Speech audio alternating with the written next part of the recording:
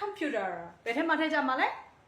အရာဝတ္ထုပစ္စည်းဆိုတော့မှန်တာပေါ့ thing ဆိုတဲ့ခေါင်းစဉ်အောက်မှာထည့်ကြမယ်နော်ကလေးတို့ရေမင်္ဂလာပါဒီချိန်ကတားတော်သမီးတို့မနေ့ကတော့က grade 3 4 5 grammar သင်ခန်းစာတွေထဲက noun ဆိုတာဘာလဲဆိုတာသင်ပေးခဲ့တယ်နော်ကြည့်ပြီးသွားပြီထင်ပါတယ်ဒါဆိုရင်ဒီနေ့ဒီချိန်ကဆက်ပြီးတော့ဗာသင်ပေးမှာလဲဆိုတော့ဒီနေ့ day 2မှာ noun နဲ့ပတ်သက်တဲ့လေ့ကျင့်ခန်းတွေဆက်လုပ်ကြမယ် okay ကဲဒါဆိုကြည့်လိုက်ရအောင်ဒီချိန်ဒီထဲမှာတားတော်သမီးတို့ကိုစုစုပေါင်း noun 10လုံးပေးထားတယ်တားတော်သမီးကဘာလုပ်ရမှာလဲဆိုတော့ write the following nouns are people or animals or things or places ဟုတ်ပြီနော်အခုဒီချက်ပေးထားတယ်အခုအောက်က noun 10လုံးကိုတားတော်သမီးတို့က people လား animals လား place လား things လားဆိုတာခွဲခြားပေးရမယ်လို့ပြောတာဟုတ်ပြီနော်ကဲဒါဆိုဒီချက်နဲ့ပထမဆုံးကြည့်ကြည့်ရအောင်ပထမတစ်ခုက sailor ကဲတားတော်သမီးတို့လည်းသိပါတယ် what is sailor တင်ပေါ်သားနော်ဒါဆိုဒီချက်တို့ကအဲ့ဒါဘယ်ထဲမှာထည့်ကြမှာလဲ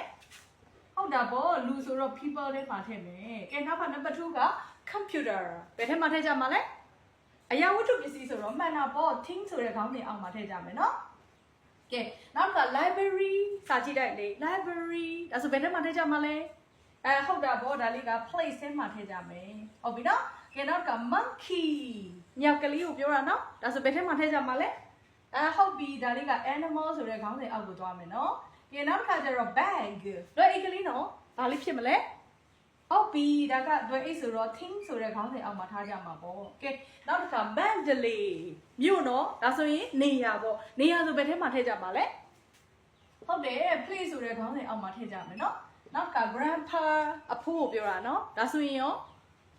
ဟုတ်ပြီ people ဆိုတဲ့ခေါင်းစဉ်အောက်မှာထားကြမယ်ကဲနောက်ထပ်ခေါင်းစဉ်လေးတစ်ခုကဘာလဲဆိုတော့နောက်ထပ်နောင်လေးက donkey ဘယ်ထဲမှာထည့်ကြမလဲ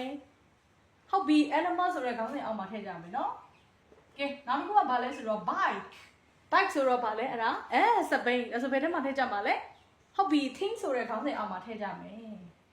ဟုတ်ပြီကဲနောက်တစ်ခုကဘာလဲဆိုတော့ Henry ဟော Henry လို့ပြောရယ်နော် Henry ဆိုတော့ယောက်ျားလေးတစ်ယောက်ရဲ့နာမည်ဒါဆိုရင်ဒါလူပဲလေနော်ဒါဆိုဒီချိန်တော့ဘယ်ထဲမှာထည့်ကြမှာလဲ people ရမယ်နော်ဒါတော့တမီးတို့ဟုတ်ပြီကဲဒါဆိုရင်တော့သမီးတို့ဒီသင်ခန်းစာလေးကတော့ noun ရဲ့ပထမဦးဆုံးလုပ်တဲ့သင်ခန်းစာလေးပေါ့ဟုတ်ပြီနော်နောက်ထပ် day 3မှာကျတော့ဒီချိန် noun နဲ့ပတ်သက်တဲ့တခြားပုံစံ exercise လေးဆက်ပြီးတော့လုပ်ကြမယ်နော်မနက်ဖြန်ကျရင်ဒီချိန်နဲ့ပြန်တွေ့ကြမယ် okay see you later